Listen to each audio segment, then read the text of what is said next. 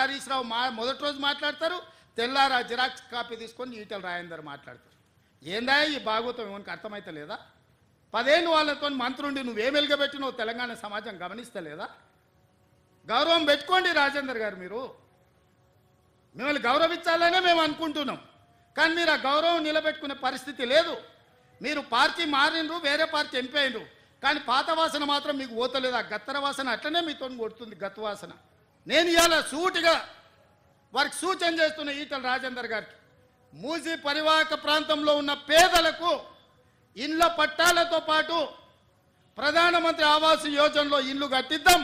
మీరు రాండి, నరేంద్ర మోడీ దగ్గరికి వెళ్దాం, నేను వస్తా, నా మంత్రివర్గాన్ని మొత్తం తీసుకొని వస్తా.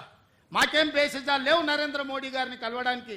వారు ఈ దేశానికి ప్రధానమంత్రి. మనం లక్షల కోట్ల రూపాయల కేంద్రానికి పన్నులు కట్టినాం, 25,000 కోట్లు ఆయన దగ్గర తీసుకొద్దాం, మీరు రండి. రెడ్డి గారిని ఒక సవాల్ చేస్తున్నారు.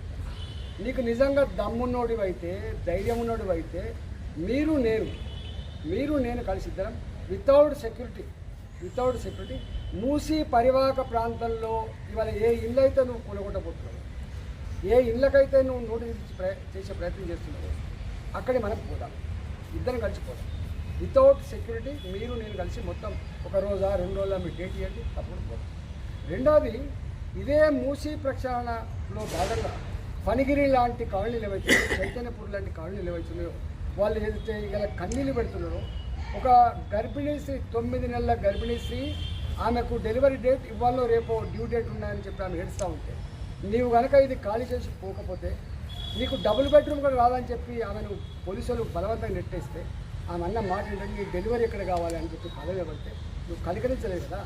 రా, నువ్వు నా చైతన్యపూర్కి వస్తావా, నా కొత్తపేటకు వస్తావా, నా ఉప్పల్ నియోజకవర్గంలో ఉన్నటువంటి రామతపూర్కి వస్తావా, పోదాం. సెక్యూరిటీ లేకుండా ఒకవేళ కనుక నిన్ను శభాష్ మీ రేవంత్ రెడ్డి గారు అంటే, నేను రాజకీయాల నుంచి మొత్తం తప్పుకొని బహిరంగంగా క్షమాపణ చెప్పి ముక్కులు ఎలగలు వస్తాను.